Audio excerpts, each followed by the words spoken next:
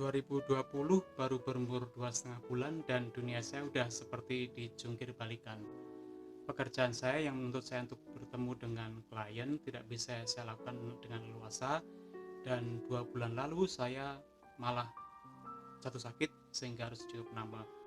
Di masa pandemi ini saya merasa sedih sih karena tidak bisa bertugas seperti biasanya bersama paduan suara yang saya latih. Dari beberapa paduan suara hanya ada satu yang tetap pelayanan, itu pun dengan cara virtual choir. Pandemi ini membuat saya lebih peka atas pemeliharaan Tuhan di hidup saya. Saya tetap diberikan kesehatan. Orang tua saya di luar kota pun juga Tuhan pelihara. Mereka dalam kondisi sehat, baik-baik saja. Dalam hal pekerjaan, semuanya juga lancar, tidak ada pengurangan gaji.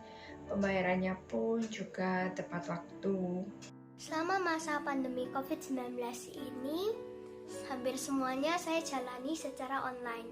Mulai dari sekolah, les, sampai ibadahnya juga. Tidak bisa bertemu dengan orang-orang yang dekat dengan saya, seperti teman, guru, dan keluarga yang lain. Dalam semua keadaan pasti ada sesuatu yang positif, negatif. Saya melihat di dalam kondisi ini memang banyak penderitaan, banyak orang yang mengalami kesusahan. Saya tidak luput dari semuanya. Saya juga mengalami kondisi yang mungkin sekarang juga berat. Namun saya melihat pemeliharaan Tuhan justru lebih nyata pada saat kondisi itu lebih susah. Pandemi COVID membuat saya terus terang kelimpungan.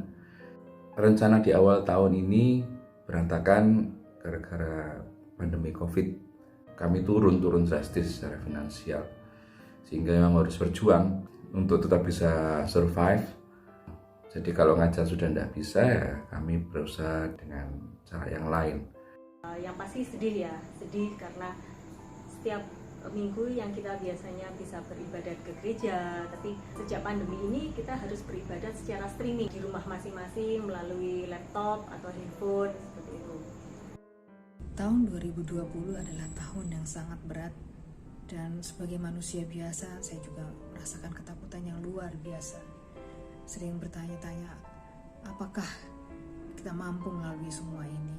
Iman kita kadang-kadang diuji, dan terus terang sering juga menjadi lemah. Ketakutan melanda hidup kita, dan kesempatan si iblis mungkin mencoba merasuki hati kita, dan saya merasakan ketakutan itu. Tahun 2020 sama dengan tahunnya pandemi, sama dengan tahun work from home bagi saya. Dua hal yang paling membekas di tahun ini, dan semuanya bermuara pada satu hal, yaitu kesabaran. Hal yang pertama hubungan dengan rekan kerja, yang sebelumnya dilakukan secara tatap muka, namun saat ini semua harus dilakukan secara virtual atau online. Tentunya akan banyak sekali kendala dan kesulitan yang dialami. Hal yang kedua adalah WFH, berarti interaksi dan waktu dengan keluarga akan semakin banyak dan intens. Tentunya ada banyak suka di dalamnya, namun konflik juga seringkali dan tidak dapat dihindari. Tapi saya menyadari bahwa ada satu yang harus dimiliki, yaitu kesabaran untuk mengatasi semua kendala atau masalah tersebut. Di masa awal pandemi, banyak hal yang terjadi. Tidak bisa ke sekolah, tidak bisa ke gereja, tidak bisa keluar rumah, tidak bisa bertemu teman, dan tidak bisa melakukan aktivitas-aktivitas yang biasa kita lakukan. Sempat terbesit kegalauan dalam pikiran saya. Bagaimana saya bisa tetap belajar? Bagaimana saya bisa tetap beraktivitas? Bagaimana saya bisa tetap berkembang untuk masa depan saya? Kok sepertinya semuanya tidak jelas. Tapi, ternyata Tuhan tidak pernah meninggalkan kita. Sekolah bisa dilakukan dengan daring, begitu juga dengan aktivitas yang lainnya. Dalam masa pandemi ini ada masa-masa sukanya, ada masa-masa dukanya. Masa dukanya adalah ketika kita terlalu menjaga jarak dengan teman, orang-orang sekitar, harus menggunakan masker bila kita ngobrol dengan teman dekat kita atau orang-orang yang terdekat dengan kita. Tapi hal ini juga tidak saya saja yang mengalami, tapi semuanya yang ada di dunia ini mengalami. Kalau kita berbicara tahun 2020 ini, mungkin kita bisa melihat bahwa tahun 2020 merupakan tahun yang berat bagi setiap orang. Tidak hanya karena pandemi COVID, tetapi juga di kehidupan pribadi masing-masing. Bagi kami, bagi saya, dan keluarga, mungkin kita tidak ada yang terkena virus COVID-19. Tetapi dampak, baik itu ekonomi maupun kehidupan pribadi, sangat berat bagi kita semua. Namun, jika kita percaya kepada Tuhan, maka Tuhan akan memberikan jalan yang terbaik untuk kita. Di masa pandemi ini, kami jadi mengenal Tuhan yang memelihara. Kami diberi kekuatan Kami juga diberikan kesehatan untuk terus menjalani hidup. dan juga berbagi. Kami juga jadi lebih belajar untuk berserah. Manusia punya rencana, Tetapi Tuhan sendirilah yang menentukan waktunya. dan kami percaya Waktunya lah yang terbaik. Selama masa pandemi ini, saya mengalami begitu banyak berkat yang Tuhan berikan kepada keluarga kami. Heran juga gitu ya, menurut pikiran manusia itu tidak mungkin Tuhan cukupkan dengan waktu yang begitu singkat. Tapi melalui pengalaman yang saya jalankan, Tuhan itu memberikan kecukupan baik secara rohani maupun jasmani kepada keluarga kami. Yang saya syukuri selama pandemi ini, saya masih bisa bertugas di misa online gereja. Walaupun kondisi berbeda, saya bersyukur masih bisa tetap bernyanyi bagi Tuhan. Shalom saudara-saudara terkasih di dalam Tuhan. Tahun ini adalah tahun yang berbeda dibanding dengan tahun-tahun sebelumnya. Kita menghadapi suatu keadaan yang tidak pernah kita bayangkan sebelumnya. Kita tidak dapat lagi bebas kemana-mana. Kita tidak dapat lagi beribadah dengan bebas di gereja, bertemu dengan saudara seiman kita, bertemu di dalam pelayanan kita. Termasuk Natal tahun ini, kita harus menghadapinya dengan suatu keadaan yang berbeda. Kami banyak bersyukurnya satu keluarga, karena sampai detik ini kami satu keluarga masih diselamatkan. Keluarga dekat maupun saya dan suami saya sendiri. Walaupun beberapa dari kami pernah berkontak dengan orang yang positif COVID-19, puji Tuhan sampai hari ini kami masih diberikan kesehatan, walaupun tidak bisa WFH juga. Itu benar-benar suatu anugerah yang besar sekali selama pandemi. Kami tidak kekurangan suatu apapun. Kalau dari segi pekerjaan memang ada penurunan pendapatan, tapi saya tetap bersyukur karena masih punya pekerjaan, dan karena WFH lebih punya banyak waktu untuk ngurus rumah saya, ngurus keluarga saya, masakin suami saya. Dan kalau dari segi pelayanan, walaupun gereja sekarang harus online juga, saya tetap bersyukur masih bisa melakukan pelayanan secara virtual, ikut virtual choir di gereja, atau bersama teman-teman kita menyanyikan lagu pujian. Tetap harus bersyukur, walaupun masanya pandemi ini sudah hampir setahun.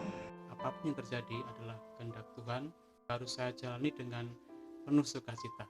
Ya, tetap bersyukur masih ada yang mau melayani di masa pandemi ini. Kami mempunyai keberanian untuk melangkah maju karena kami percaya bahwa di saat yang sulit sekalipun Tuhan sedang ada di sisi kita, merangkul kita, menghibur kita, memberikan suatu damai sejahtera bagi kita, dan itu yang paling kita perlukan di masa pandemi. Allah mengajarkan tentang nilai kesabaran. Tuhan memberkati kita semua. Tuhan Yesus memberkati. Tuhan memberkati.